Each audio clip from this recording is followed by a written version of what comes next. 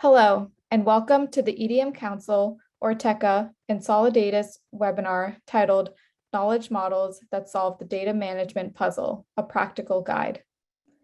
Mike Meriton, co-founder and COO of the EDM Council, will be kicking off the presentation. Over to you, Mike. Thanks, Yolande, and welcome everyone to today's EDM Council webinar. As mentioned, my name is Mike Meriton. I'm co-founder and COO of the EDM Council. Let me start with some background behind how the models that are being presented today came about and the EDM Council partners who were involved in their creation. When the Cloud Data Management Capabilities Framework, known by the acronym CDMC, was published last September, the Council knew we needed to understand and communicate the relationship between the existing DCAM framework that's been in the market now for over 7 years and the new Cloud CDMC framework. Ortecha, one of the Council's authorized partners, proposed the creation of a high-level common model of the requirements for a comprehensive data and analytics management function. This model would be valuable on its own, but importantly could serve as a common interpretation layer that creates relationships between any number of models as an alternative to having direct mappings between the individual models. Therefore, in this approach, any model that maps to the requirements of the common model inherits a relationship between all other map models and the dependent processes, people, data, and technology requirements. Now, Ortecha has been involved in the ongoing development of DCAM and had multiple members also involved in the CDMC workgroups. Ortecha had also been involved in some of the earlier knowledge models that the Council has created using Solidatus. The models provide a dynamic map of industry or regulatory frameworks, or anything really that would connect them to an organization's data management ecosystem. Ortecha engaged Solidatus, the underlying platform, and also an EDM Council partner firm. And together they offered to develop and contribute the common requirements model with mappings to DCAM and CDMC, and to update the earlier knowledge modeling that mapped DCAM to both the BCBS 239 and GDPR regulations. Once these were drafted, the Council conducted a detailed line-by-line review, vetting the models ahead of their publication. And good news for all listening to today's webinar, all of these detailed models are available to all members, and also for non-members, since CDMC framework is a free framework for all companies, the CDMC mapping to DCAM capabilities is also available. If you'd like to know right now, these models can all be accessed on EDM Connect and on our knowledge portal. And during this webinar, we will put that into chat, the link, so you can immediately access these. Now, the final thing we will be presenting today is how your organization can add your own content to the models. Now, with that as background, let me introduce our Ortecha and Solidatus presenters. So first on our agenda is Mark McQueen, managing partner of Ortecha in the United States, who will be able to tell us about the requirements model itself, its alignment to DCAM and CDMC, and importantly, how it will help you as data and analytics leaders. So welcome, Mark. Good to have you. Also, I'd like to introduce you to Peter Ferguson. Peter's Principal Data Architect for Solidatus, and he'll take us through the opportunity and value of obtaining a Solidatus license, which will allow you to add your own proprietary content to the EDM Council provided industry standard models. And finally, and welcome, Peter. And finally, I'd like to introduce Matt McQueen. Matt is one of the Ortecha team members who developed the models, and he'll give us a live view of the models and show the art of the possible when adding your own content to the models. After that, we'll close with Q&A. So please, as we go along, and if you have a question in mind, don't wait, just type it right into the Q&A box, and we will answer as many of those live towards the end of this webinar. And we also promise that every question that's added in, we will provide a written response after today's event. Now, one last housekeeping thing I wanted to let everyone know, because it often gets asked during these webinars. This is a public service. We do provide afterwards a copy of both the link to this recording so you can share it internally or with any of your colleagues, members and non-members. This is just public service for people to be aware of it. We will also provide a copy of these slides, and we will provide a written response to all of the questions. Those will come after this event, so no worry on taking notes. All of this will be provided to you after we conclude. So with no further ado, I'm going to introduce Mark. Mark, welcome, and over to you. Thank you, Mike. The way we approached the creation of the requirements model was to start fresh and identify all the processes that are required for a complete data and analytics management function. While we were certainly informed by our understanding of the EDM Council, DCAM, and CDMC data management frameworks, this exercise was not limited to reverse engineering from those frameworks. We did not limit ourselves to imagining a process if it was not specifically referenced in the frameworks. In the future, as new process requirements are identified, the processes should inform enhancements that might be needed for DCAM or CDMC. Let's look at an overview of the requirements model structure. So it all starts with processes that are required to implement data and analytics management holistically in an organization. The focus is on the processes that are needed for an organization-wide data and analytics management function. The processes drive the identification of people requirements and data requirements. Then requirements for technology can be defined to support the process, people, and data that's needed to capture and maintain, make accessible, fit-for-purpose data across the organization. By structuring the model this way, other models must be mapped only to the process requirements, which then inherit mappings to people, data, and technology. The model defines 85 high-level process requirements organized into 3 groups: program requirements, operations requirements, and governance requirements. Yet these process requirements are linked to 5 people requirements in the form of high-level roles and responsibilities for either individuals or data management governing bodies. The processes are also linked to 6 high-level data requirements. These include control frameworks, standard data models, taxonomies, and metrics. These are all the data and metadata needed to manage the data. And finally, there are 52 high-level requirements for technology to support the processes. This is a great checklist to use when defining a complete data management technology tool stack in an organization. Now, all of these requirements are by design high level. If you were to do formal data management, analytics management process design, you'll need to develop more granular requirements under these high-level requirements frameworks. Now, here is an example of one process requirement. A process is needed to manage data remediation.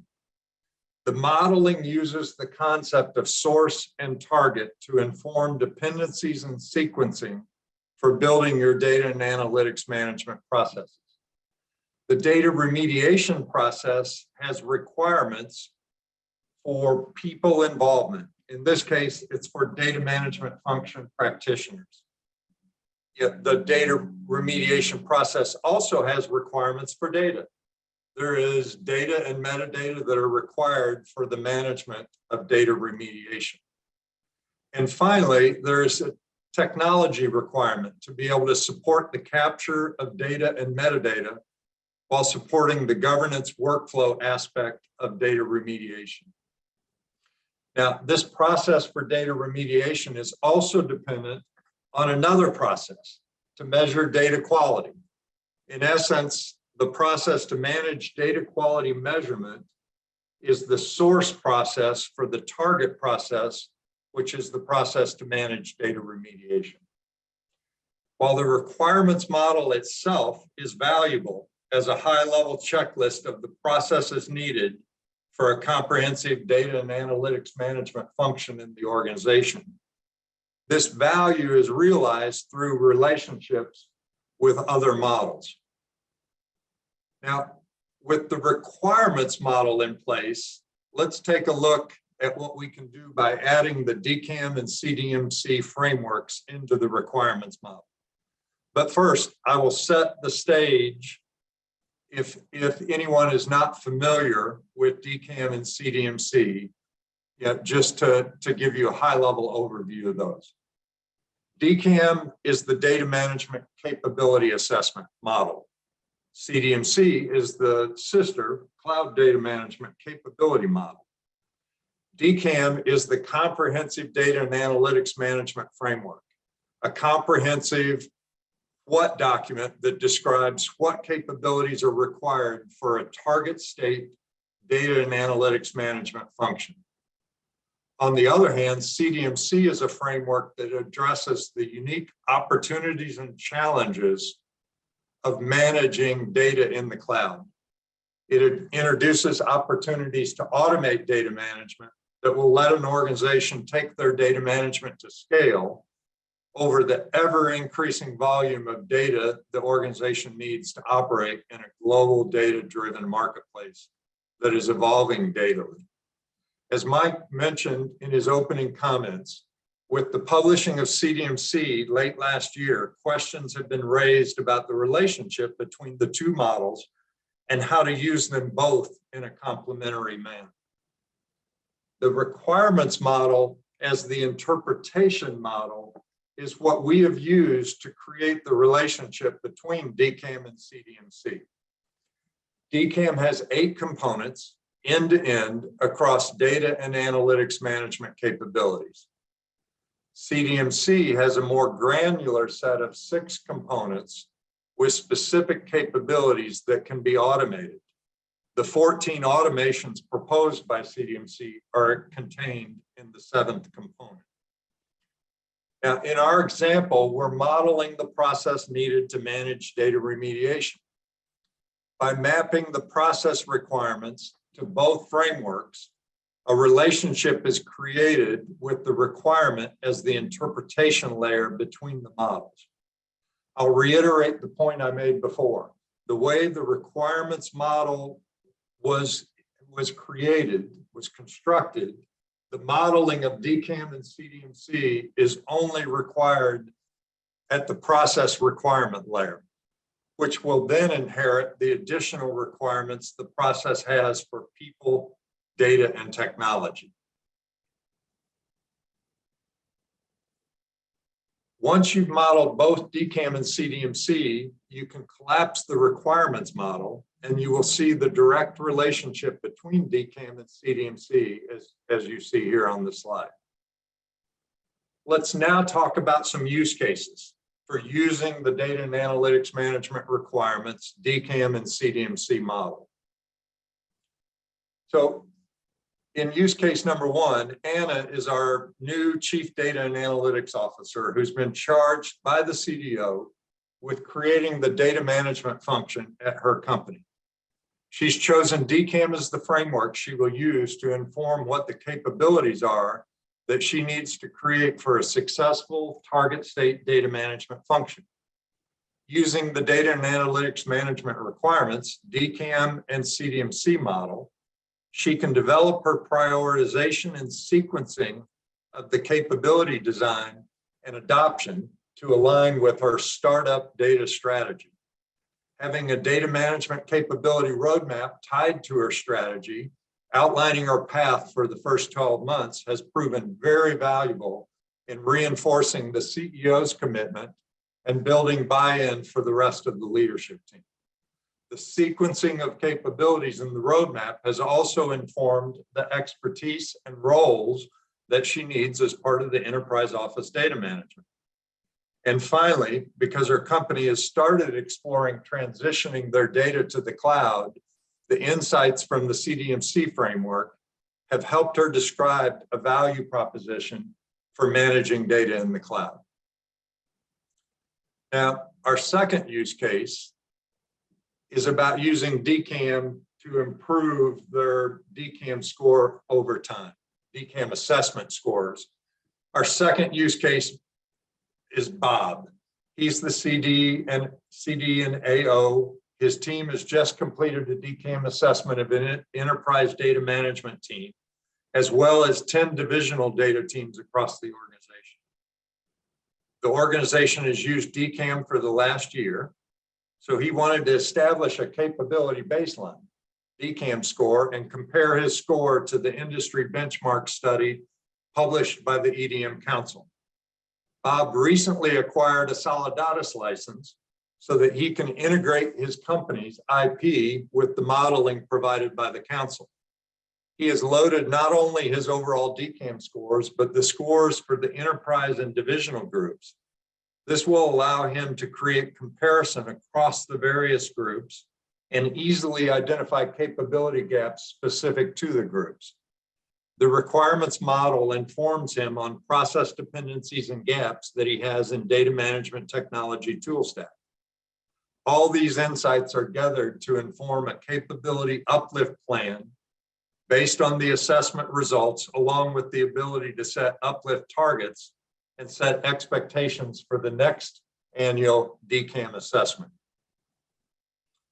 Now, our third use case features Charlie as the Chief Data and Analytics Officer.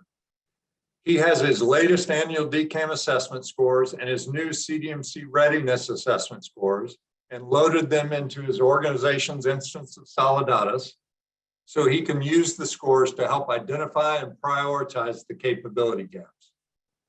Charlie is using CDMC but wants to understand the dependencies on the foundations of DCAM. Using the modeling, he can gain two different perspectives. First, he can analyze the DCAM subcapabilities that share a relationship with CDMC subcapabilities. These subcapabilities are required as foundations for the capabilities and automations described in CDMC. Second, he can look at what CDMC does not map to DCAM. This lets him evaluate the basic data and analytics management capabilities required regardless of whether his data is on premises or in the cloud. Once gaps in capabilities are determined, Charlie can use the requirements model to determine dependencies and sequencing for the capability uplift plan. These are just 3 use cases. There are others, like moving from DMM, a framework different to DCAM, or using requirements framework to develop lower level requirements to support comprehensive process design and technology tool stack selection. I will now show how you can add regulations and their requirements for data and data management into this digital analysis of your data environment. 2 regulatory models the council has created are BCBS 239, which is focused on the finance industry, and GDPR tied to privacy regulations. We're going to look today at the privacy model. Now, back in 2018, the council set up a member work group to develop a data and data management analysis of GDPR. The model we are showing you today has been updated twice since that time. As you know, regulations are not always organized logically or easy to understand, especially not from a data management lens. In 2018, one of the council members, Promontory, who's an expert in regulation, participated in the work group to provide that regulatory expertise to unpack the meaning of the regulation. The other members of the work group were experts in data management. As Promontory explained the meaning of the regulation, the work group identified if there was a data or a data management impact by that regulatory requirement. The result of this work was the reorganization of GDPR into thematic areas, with the documentation of these being done in Excel. We have come a long way since 2018. The model we show you today no longer sitting statically in Excel. there is a dynamic model being actively collaborated on and shared to members globally using Solidatus. The thematic areas serve as the interpretation layer. By adding the GDPR model into the data and analytics requirements model, which includes DCAM and CDMC, we can analyze the relationship between all of these elements. The Solidatus enhanced model contains the complete GDPR regulatory text along with the analytic steps taken by the workgroup. By mapping GDPR to these thematic areas, we have the linkage back to the actual regulation. When the GDPR model changes, the model version is updated, and the immediate impact of that change can be visualized against these thematic areas. In the last update of the thematic areas have been mapped to the process in the requirements model. Now, by mapping these process requirements, we inherit relationships to capabilities in both DCAM and CDMC, allowing all members to reuse this mapping work provided by Ortecha and validated by the EDMC Council, providing an instant accelerator to all your data privacy initiatives. Now let's focus on a specific scenario that would be improved using this framework. Diksha is the Chief Data and Analytics Officer. She and her team are building a set of multi-jurisdiction privacy requirements for data in her markets and using DCAM scores to validate the data management capabilities required for compliance. Using the EDM Council GDPR model has let her fast track her understanding of what is required for data management to support the privacy control function in her bank. As an industry standard, interpretation of requirements for data management required for privacy compliance, she was able to gain internal approval quicker than had her team created their understanding from scratch. Diksha has recently completed the annual DCAM assessment, so she was able to evaluate the capabilities required for privacy and prioritize the gaps to close as part of her capability uplift roadmap. The model was also valuable to the privacy team as a set of privacy processes are identified in the underlying analysis of the regulation. Together, Diksha and her Chief Privacy Officer secured a Solidatus license so they could upload the internal modeling of the privacy processes and data controls to develop a complete visualization of the privacy compliance lineage. This also let them bring other jurisdiction privacy regulation into the modeling. Now, what did I mean when I just said bring other jurisdiction privacy regulation into the modeling? The Council's global privacy model already has full text models of several other jurisdictions: Brazil, the 2 California regulations, India, and Singapore. While the modeling work is only complete for GDPR, any other regulations, such as the ones I just listed, can leverage the thematic areas as developed for GDPR. Your organization could model these additional regulations, and some portion of that new regulation will align to the thematic areas, and then inherit the mapping to the requirements model and DCAM and CDMC. What doesn't align with the thematic area out of that new regulation may just be a variation that requires granularity to be added to the thematic areas. Or if it is truly a new theme, the theme should be added to the thematic area layer and then mapped to the requirements model. While you can do this for your own use, you may see the value to contribute your work on a new regulation to the Council for review and vetting to have it be incorporated into the industry standard global privacy model that brings value to all parties using these models. I'm going to now turn it over to Matt to have him show you the models I've described conceptually live in Solidatus. So Matt, Hey, Mark, thanks. So I'm going to take a look at Solidatus. We're going to focus on, first off, the example that Mark walked us through using data remediation. I'm also going to show us the global privacy model and hand the mic back to Mark to walk us through a digital data management value chain representing the art of the possible. Give me 1 second, I'll switch over to our live demo in Solidatus.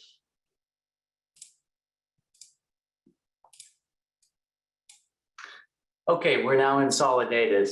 Each time a model is opened, this blue box represents a simple tutorial of the Solidatus model navigation.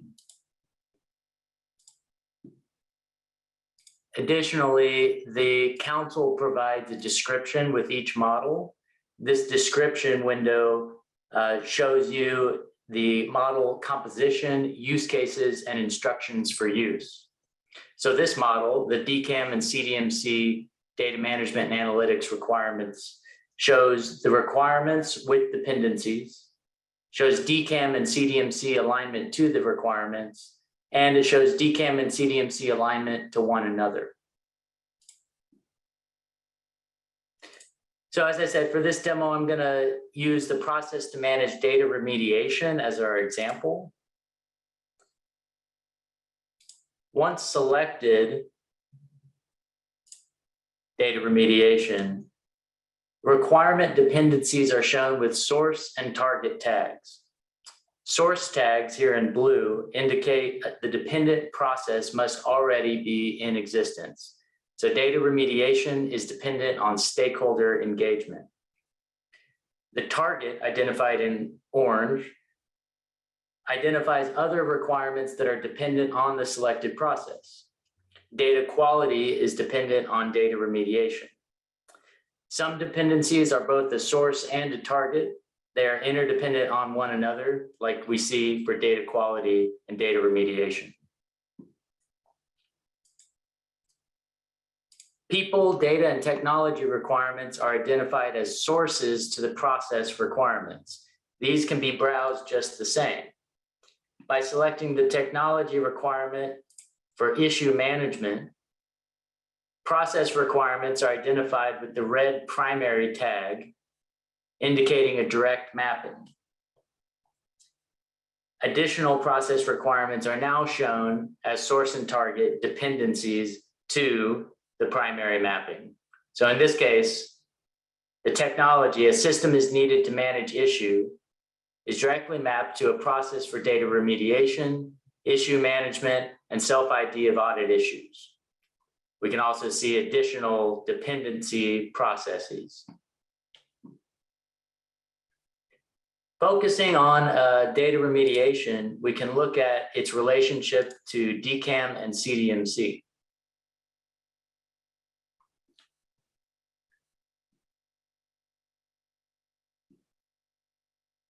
As I expand the model, we see data remediation maps to two components in DCAM, component 3 and component 5, related to root cause analysis, data remediation prioritization.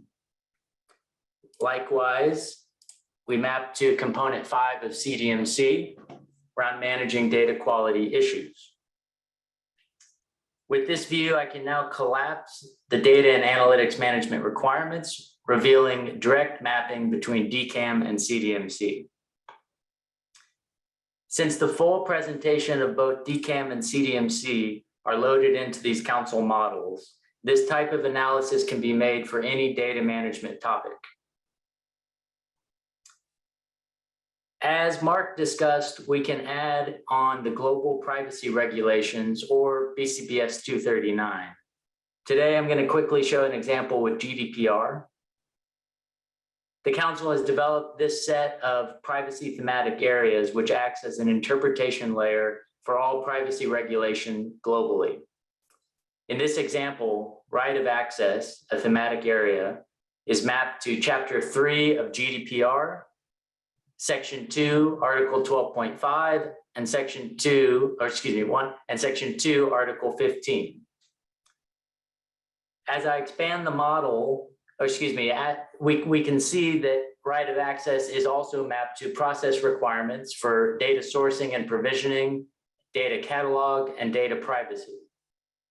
Now, as I expand the model, we can see its relationship to DCAM and CDMC.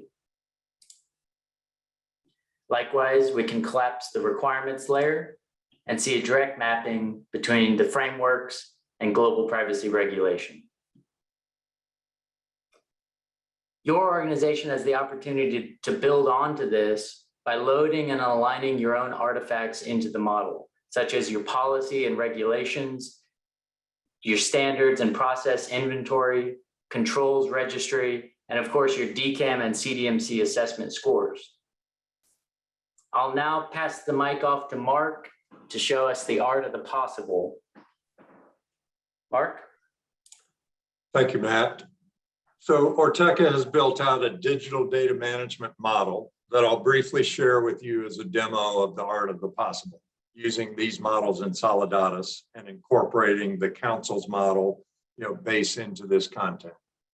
Our digital data management value chain centers around the data and analytics management requirements, which are centered in that model.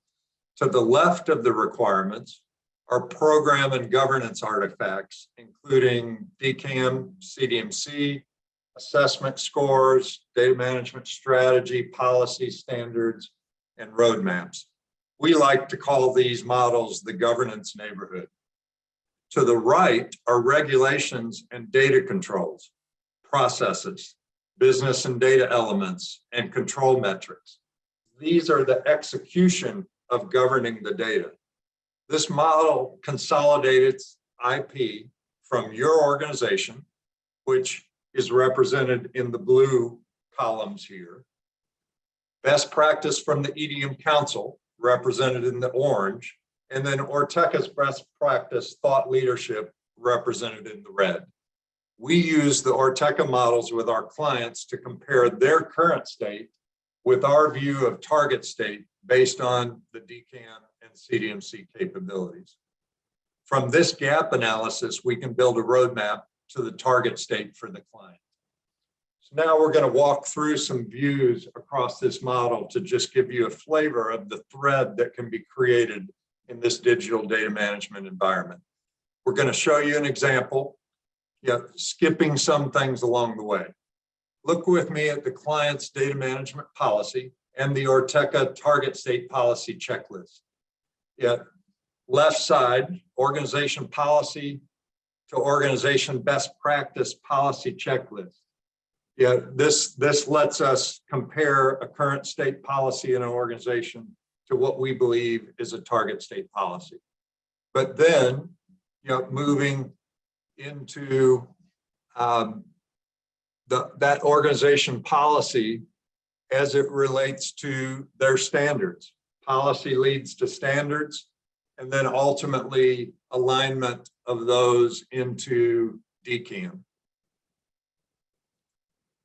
By bringing your DCAM scores in, you can look at the score scaling 1 to 6 of the requirements in DCAM to your score to inform your capability uplift roadmap. Now, alignment to CDMC via the data and analytics management requirements lets you similarly look at how your DCAM sub-capability scores are related to those items that they're connected to within CDMC. Now, we're going to graduate over to the right side of this model.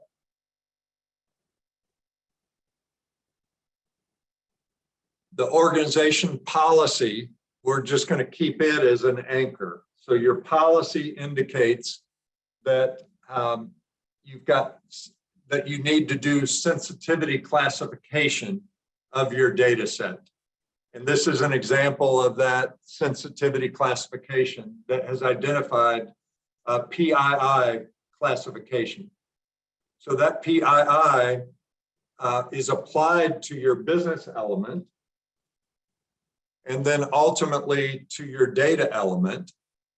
You've classified your data that is deemed to be PII, which means you need to apply your control registry, the PII items out of your control registry to that data. And then by bringing in your data catalog activity log, you can actually use the metadata of your activity log to validate that that control was applied to your data. And the end result of that is being able to generate a control metric. Yeah, and that metric in this case shows that yes, for one control, it's been applied 100% of the time, but I've got a red flag that my second control was only applied 95% of the time. So what this is trying to present to you is by creating the relationship across all of your metadata, as we walk back all the way to our policy, we can create a compliance thread through your metadata that actually lets you end up proving compliance by a dashboard metric report rather than just by evidence, more detailed, more manual collected evidence that you've applied the controls to your data that are required. So with that, hopefully we've teased you with the art of the possible. Now I'm going to hand it over to Peter, who's going to take us deeper into some of the features of Solidatus and how you can bring your internal data into this type of Solidatus modeling. Thanks, Mark. As Matt said, companies that acquire their own Solidatus license can incorporate their organization's enterprise artifacts into these EDMC models. Here on the model that Matt showed us earlier, we can see the blue layers representing such artifacts. I've opened one here, the organization control registry. We can see that we've got 5 areas of control, but they're just titles. This one here has got some placeholder controls in it, but if we look at them, we can see that there's actually no meaningful metadata in them. So I've got a standalone model that covers that particular area.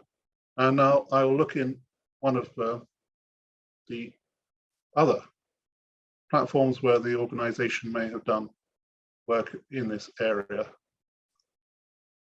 Obviously, you don't want to throw away stuff that you've been spending a lot of time doing. If we look in our Calibra instance, we can find that, yes, someone has already built an organization control registry. The headings are closely aligned to those placeholders in the model. If we have a look at, we find that underneath them, there are significantly more assets. I'll open an asset at random, and we can see that the asset has a significant amount of metadata that would be very valuable if we were to incorporate it into our Solidatus model. And we can do this with very little manual effort by using a Solidatus connector. We have a wide range of connectors you'll see later, but we'll just have a look at the Calibra one here. And I've got a job already set up to import that organization control registry information from Calibra and incorporate it into my model. So I will run that. You can see it's running and it has completed successfully. If I go back to the model I showed you earlier,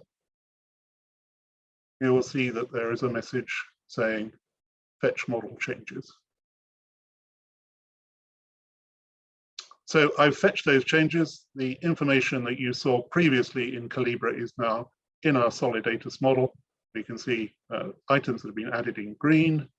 We can see items that have been deleted. These placeholders didn't really exist in our golden source in Calibra.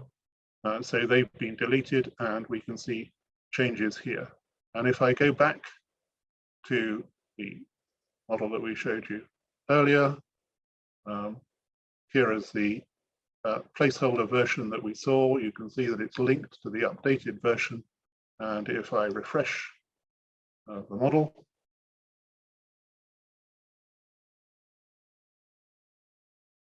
Let's close this for a moment to give us a better view.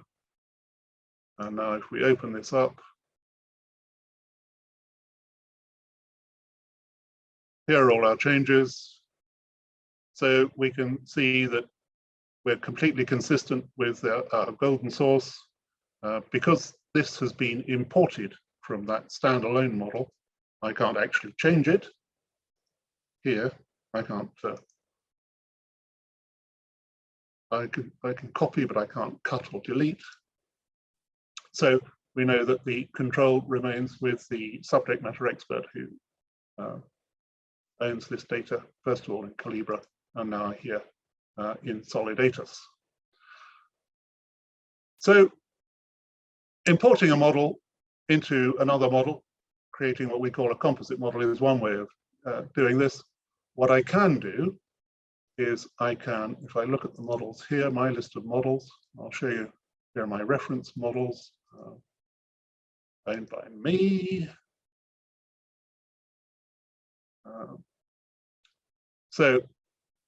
And I will sort them by age.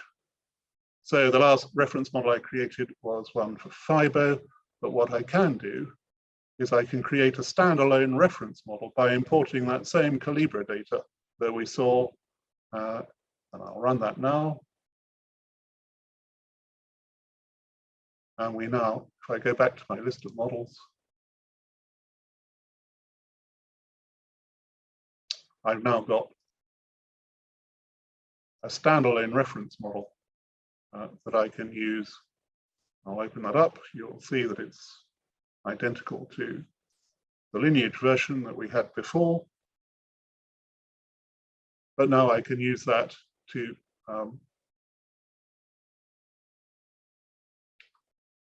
add those controls to any of my existing lineage models through a reference relationship. So we've got some attributes here, like contact name, for example. Now, if this were on the cloud, it would already be auto-classified as PII data. But what I can do is I can look for some reference models. Here's my organization control reference model that I've just created. I can open these up and see that we've got some privacy controls here, and I'll assign a relationship between this privacy control, I'll call the relationship PII, with these attributes over here. And just click to create that. And you can see that now these attributes, when we look at them here, we'll have this relationship, and we're flagging up in the model not only that these are PII data, but where that PII data has come from, there are alerts, and where that PII data is going on to is an alert. So we can see the effects of imposing these controls on parts of our data estate. So we can also harvest metadata automatically from many other technology assets. I have a connector here that will link to a SQL database through our JDBC connector. And this will produce a model. I can show you if we look at our list of models in Solidatus. The last one that we've seen, latest model we've got here is our webinar demo we've just been looking at. But what I can do is to create a brand new model straight from the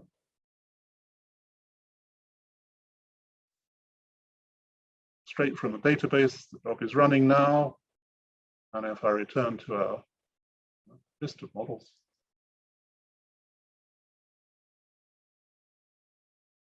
and here is that model that I've just created by running that job. So you can see that we've got some schemas import, and I will show you the underlying details. So we've got some schemas here. Over here, we've got some views that we've brought in, and the connector has parsed the SQL stored procedures that create these views to give you the lineage between the underlying tables and views that are created from them. So you can see where your data has come from. And we can also, we have created some display rules. So we can see data type, column size, and so on, all very quickly and easily, golden sources, foreign keys. So if I go back now to that EDMC model that we had, what I can do is to import into it some of the data that we've just created in that other model. So we can see, do that. Solidatus supports a wide range of import facilities, such as tabular, things like Excel. We can drag spreadsheets into models very quickly, but I'm going to import from a model.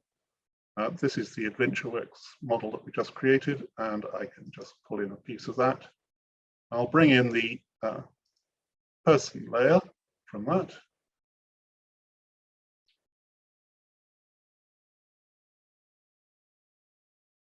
And import it. And here's that layer that we saw in the model, now imported into this model as well. And I can automatically map the controls that I've got in here to the data that is in here. I'll expand that for you. So I will just quickly auto map those controls from here and to here.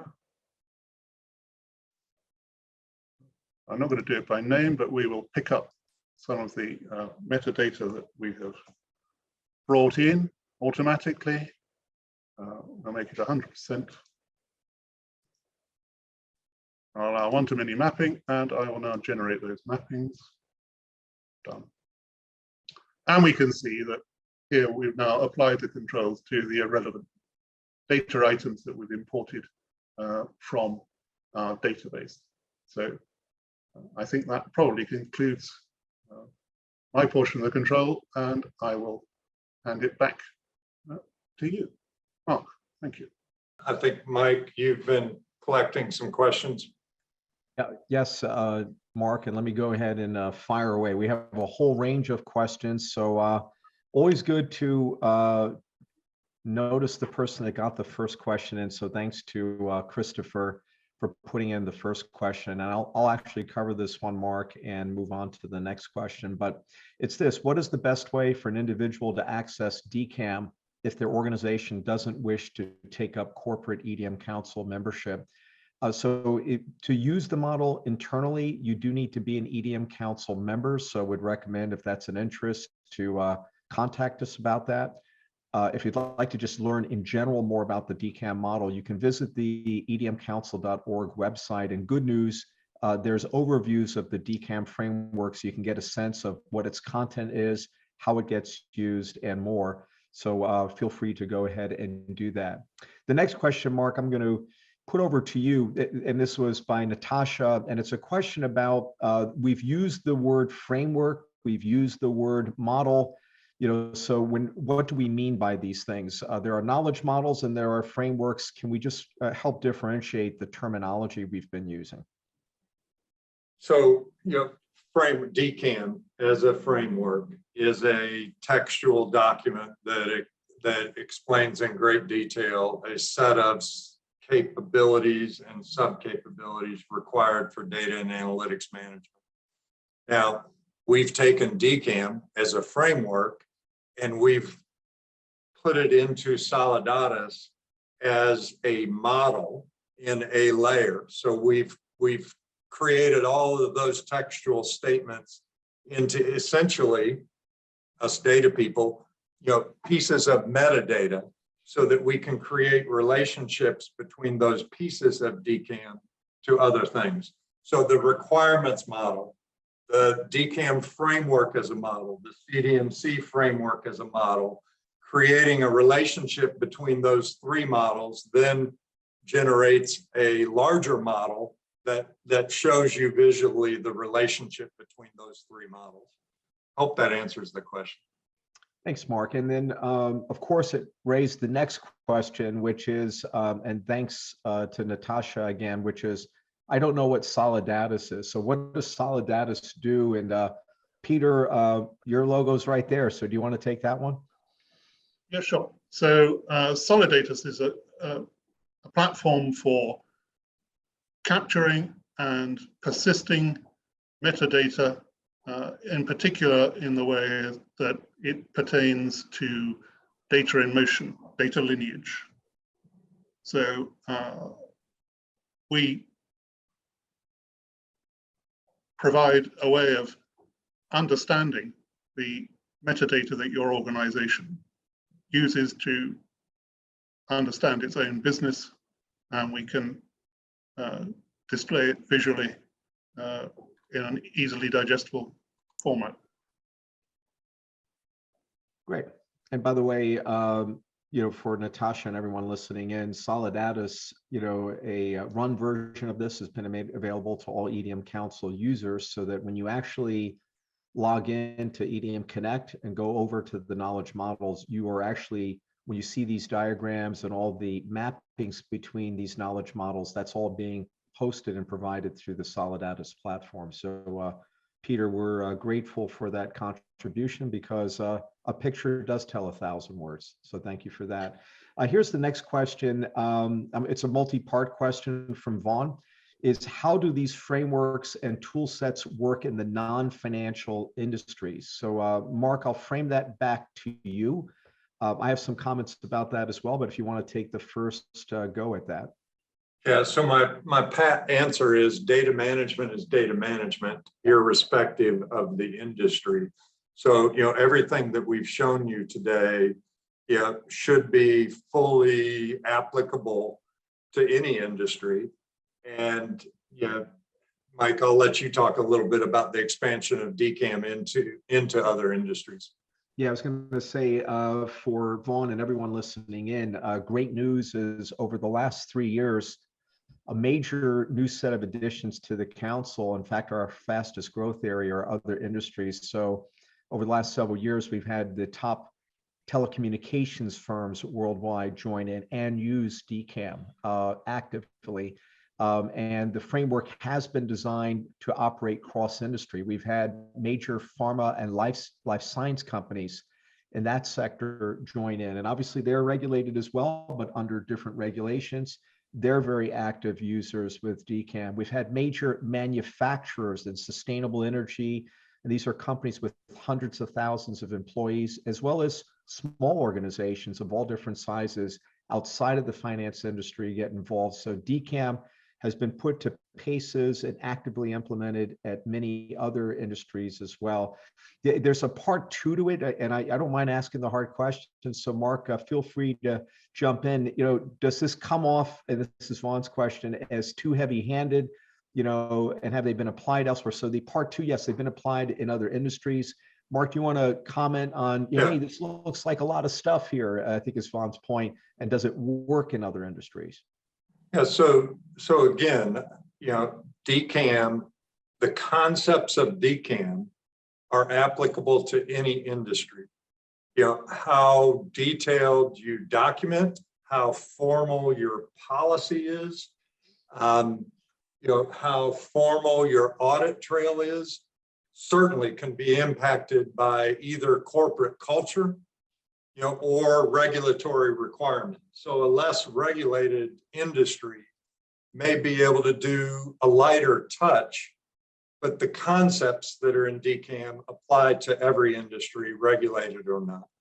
Yeah, and Mark, one thing I would add that we've seen companies do in all sectors, if they want to do a rapid assessment, one of the approaches, which is definitely good, is you can actually make a decision on what level of the model and what level of granularity you want to apply. We've seen companies in a few days take that mid-layer capability side. And Mark, remind me the number of capabilities in 36. Yeah, exactly. 36 in the model. So 36 questions, you can do that in a few days with your team and get a baseline. And then maybe 6 months later, when you've done work on these things, you go in next round and go to the sub capability. And Mark, how many sub capabilities are there? 138, unless I got my 30s backwards. No, so I think so that the audience can listen in, what has made DCAM adopted by over 60% of members worldwide has been that flexibility. You're not demanded to do 400 questions your first go. You can start out with 36 questions. Once you get going and your program gets built out, you can move down to the next level. And you also have a decision, sentiment versus artifact question. Sentiment is faster, it's the opinion of people. An artifact assessment means your score is based on proof positive within artifact, almost an audit orientation. And that as well is a flexible decision for every company. So hopefully for Vaughn and everyone listening in, hey, there's a bunch of other questions. One sort of final one before I turn it over, Peter, to you to tell us a little more about Solidatus, and Mark, you about Ortecha, is going to be, is there any tutorials? I mean, it looks like a really comprehensive offering here. So Peter, are there resources to help someone once they get onto these models to know how to use this? Yes, absolutely. We have a full program of a blended program of online and person-to-person training, and we are happy to discuss developing bespoke programs of training, although Solidatus is extremely easy and quick to pick up anyway. Awesome. Well, hey, thank you, everyone. We have a few other items to wrap up with. So Peter, over to you, a little bit about Solidatus if someone in the audience wants to learn more. And I know there's a few slides. Solidatus's mission is to change the way the world thinks about it and manages its data. And we see that there is a fundamental shift away from static documentation to a much more dynamic approach to managing and understanding data. So as we've seen, there are fantastic industry models out there that you can use as a basis, or whether you want to start from scratch, Solidatus is the best way to develop the sort of living data blueprint of the way that your organization and uses its data. So we come from a financial services background originally. We are used not only by people who have to respond to regulation, but we're trusted by the regulators themselves as a way of proving compliance. And we help, I think, people to really manage and understand their data, particularly from the sort of privacy and sharing areas around, particularly with now with cloud. So and also in the growing area of ESG. So I think it's all that. Thank you, Peter. And I think there's some contact info on the next slide for our audience if they wanted to reach out. Yes, please do reach out to my colleagues. We'll bring that up, and certainly we'll be following up with more contact information after this. Mark, do you want to give a quick headline for Ortecha? Yeah, just real high level. Ortecha is a data and analytics management advisory consultancy. Hopefully we've demonstrated that we've got expertise in the DCAM framework and the CDMC framework. We use those frameworks with our clients to accelerate their adoption and the value from their data by using those frameworks. We have teams located both in the US and UK. We work globally. We work with greenfield organizations. We work with mature data management organizations.